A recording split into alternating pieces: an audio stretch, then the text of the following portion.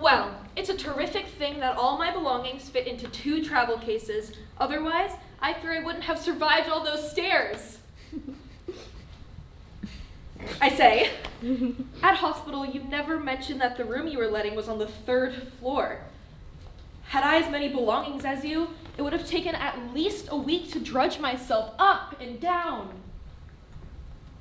I said up and down and up and down. Mr. Holmes, Sherlock, am I to assume that either you have lost your hearing or that you have discovered a book that renders the reader paralyzed? Dr. Watson, do make note of the fact that I've heard you. Please, do document this detail since you seem so desperate for confirmation of the fact. And assume what you like, Dr. Watson, but please also note that this room is filled not with my possessions, but with tools of the trade. Most are engaged in experiments of one science or another, likely unfinished since I devised a solution to my quandary by doing my job in less time than it took for the chemicals to do theirs. And as far as a book that can enrapture its reader to a state of paralysis, look no further than this recently published study on the composition of various cigar ashes when exposed to prolonged moisture. Yes. And when you finish with that one, Dr. Watson, here are a few compendiums highlighting the ashes of cigars, specifically from the Indies, the West of Indies, and the Isle of Madagascar. Ah, how pleasant. Speaking of ashes and pleasantries, do you mind if I smoke? I generally take my pipe twice a day, once after breakfast. I would certainly prefer if you didn't. I haven't smoked in 27 years, and I would hardly desire to rekindle a retired habit. Oh,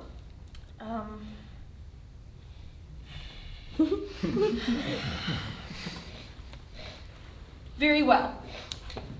Then I shall return to my quarters and smoke there. Not if you know what's good for you, Dr. Holmes. What's good for me? I am the practicing physician, Sherlock. Are you claiming to tell me that pipe smoke might cause some sort of harm? Certainly not. However, Mrs. Hudson will toss you into the Thames if you get ashes all over her suitcase. Ashes? There's complete squalor inherent to every inch of this room. This is my room, Dr. Watson. This is different. The staircases belong to Mrs. Hudson. I shall make a note of it. Well, make a note if you must, but don't make any footprints either.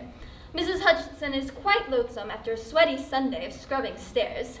Besides, you can't go up to smoke just now, Dr. Watson. I need you here. Please, call me John. I've only just returned from Afghanistan, and I'd like to feel a bit like an average fellow before I have to take up my practice again. Well, whatever you're practicing, would you mind doing it in front of that window? Which one? The clean window? And what in heaven's name has clouded all the others? Just stand over there, would you, Dr. Watson? John is the name, thank you, but I can see out the window just fine from where I am. Time is of the essence, Dr. Watson. It is nearly 5. Please, will you go over and stand by the window? Here now, Sherlock. You can't just order me about. It wouldn't take me but 20 minutes to... Move to the window and I shall stop addressing you as Dr. Watson. Very well. Since I don't know how long I am to remain here, and I am beginning to realize the depths of your stubbornness, I accept. Now, no more Dr. Watson. Indeed. Now, Watson, lift open the window and give a gallant wave to the street. Hurry!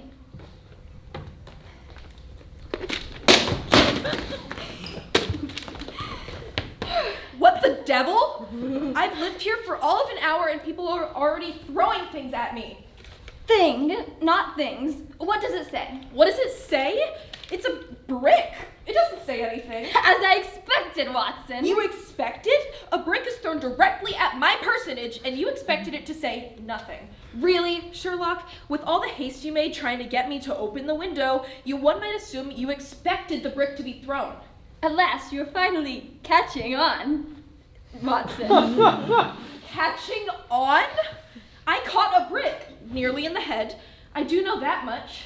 And you did it perfectly, my friend. Again, exactly as I expected. Do you remember our first meeting 2 days ago at the hospital? Very much so. You entertained us all with your supposed powers of deduction. Quite amusing. I haven't figured out the trick yet, but I certainly mean to over the next few weeks. I'm flattered you remember, Watson, but the important moment is when the glass canister rolled off the cabinet and you bolted up to catch it. That, my friend, is why you were here. What? You brought me here just to catch that brick. Well, I dare say that I did turn away several potential renters with far more agreeable countenances. You seem to be nothing but argumentative. What? Argumentative? So, do you even need a flatmate or just someone who can catch? Just someone who can catch.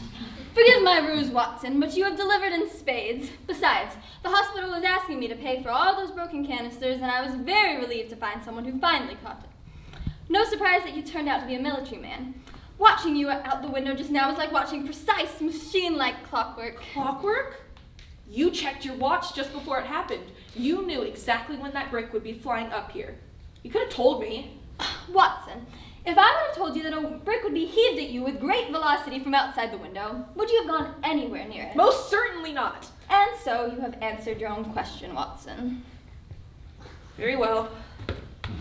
So, what powers of deduction told you that a brick was headed to your window at exactly 5 o'clock in the afternoon? No deduction needed, Watson. Before today, a brick had flown in through that same window for 4 days straight. What? Yes, shattered the glass on the first day. I covered it with a newspaper until I could get the glass man to come around. But then, a second brick was locked through the newspaper the following day, the next, and again yesterday. This morning, the fellow finally came around and repaired the glass, so I was in dire need of someone to spare my new window. Do you mean to say that you would rather rent a room to a stranger who catches bricks rather than go out onto the street and stop them? You must be quite mad. Perhaps, but not as mad as Mrs. Hudson cleaning up all that glass. She doesn't know yet about the subsequent bricks. Shh. Well, are you expecting more bricks? Because if there are, I don't intend to be around to catch them. No, Watson, your stint at the window today was all that was needed. There shall be no more bricks. Well, you have sincerely puzzled me, Sherlock. If there is some reasoning behind this daily vandalism, you're welcome to share it. As you wish. You will remember that I asked you if the brick had said anything. That was because the first few bricks actually did. The first had written on it, "Help me," with letters inscribed in what appeared to be an ashy substance. I was most aggrieved with the first brick, but one can hardly be too angry with someone asking for help. While I certainly expected a follow-up message, I could not be sure when or where it would take place, so I was not able to take precautions. When the second day perfectly mirrored the first, I could then put things into motion. The second brick, flying in nearly the same spot as the first had, was marked with P-L-E-A-S in the same dark ash. The incomplete word told me that the logger, as I will call him, must have either been interrupted or very short on time. Also, the ash rubs off quite easily, and a man with more time would have found a more permanent source of ink, paint, or tar. Here, he was forced to improvise his message and hurl it into my window. Knowing that any reasonable man would simply venture into my door, he must have been prevented from doing so. That, or he's as terrified of Mrs. Hudson as I am. I shall be on my best behavior. Wise choice, Watson. Late afternoon on the third day, I took down the newspaper and set up a small basket, exactly where the second brick had landed. The first brick was unreliable since its path was altered by the window itself.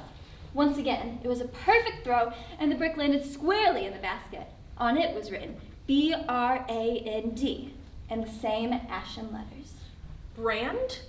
What does that mean? Without question, it would be a name. First or last was for me to determine. But logically, the lobber's next move would be an identifier. Perhaps Brantley, Brandings. Here. Now, where did I put it?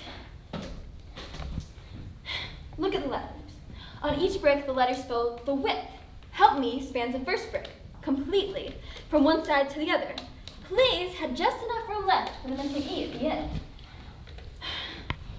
Based on the size of the word brand and the small amount of room at the end, it feels correct that there's only room left for one more letter. That leaves brandy, brands, or my strongest hunch, B-R-A-N-D-T, brand. Well, that could be a first or a last name, if you've even got that right. If. Well, no one is that clever, Sherlock. At least not all the time. Yesterday's brick had only a single line on the left side. apparently the start of a letter. And today's is blank. As you noted earlier, it said nothing. Well, Watson, what do you make of it? Make of it? I would like to make it go away.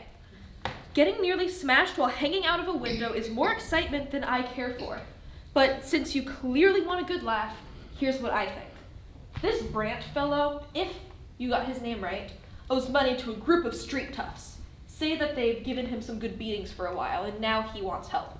Somehow your name has been fed to him by a friend or relative, and he wants to meet you. The thugs have followed him and blocked him every time he comes near. So he manages to get a brick to you on the first day. Now that the thugs know what he's trying to do, he has less and less time each day to get his brick ready to throw. Satisfied? Immensely, Watson. Sherlock, please, if this is going to be my home for the next short while, call me John. And you may call me Holmes. Well, do you even know the solution? How far off was I? I reached my conclusion yesterday. However, as I cannot stop the brick lobbying that was scheduled for today, I needed a short-handed partner to spare my brand new window. Perhaps you will be kind enough to help me soil it up over the next few days so it matches the others. There's been far too much sunlight getting in through the new window. That explains your presence. As for our brick lobber, I make a routine habit of memorizing the missing persons listed in the newspaper. It's impossible to find someone you never knew was missing. Early yesterday, it hit me. Not like you were today, but bluntly enough. I knew the lobber must be someone not just athletic, but accurate. Being able to hit the exact same target from the street to my window was not a common feat. I was looking for someone with a military background, such as yourself, or better yet, a sportsman. I was rewarded yesterday when I noted the name of a local cricket player, Chester Crabwich. He and his youngest daughter went missing just over a week ago. Good family man, and by all accounts, an ace bowler at local cricket matches. As the bowler must hurl consistent, repeated throws of the ball, he became a perfect candidate for our lobber. Seeing a missing daughter also helped fuel any potential motives, if they were indeed in trouble. I can follow this for the most part, but what of the brick's message? I don't see how Brand or Brant fits in with a Chester Cragwich, did he say?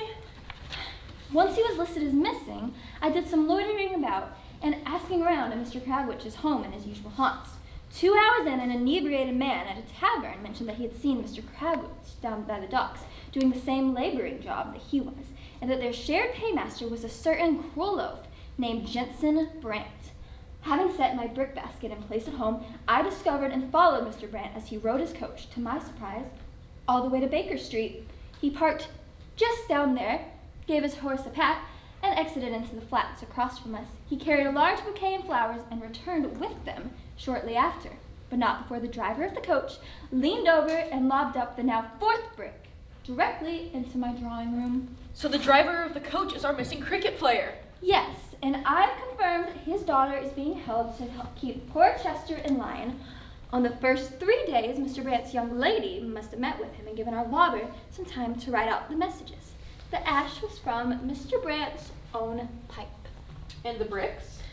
Yesterday, I noticed a low retaining wall by the docks that I'm quite sure is just a little lower than it was last week. Sherlock, this is... Holmes, if you would. Holmes, I am once again utterly astonished. I would never have arrived at such a solution. So, what's to be done? I alerted Scotland Yard this morning with proof in hand and was assured that they would free the bowler and his daughter yet this evening. Likely they were taken as they left Baker Street. I can assure you there shall be no more flying bricks. Now, to celebrate, may I borrow your pipe? 27 years is quite a long time.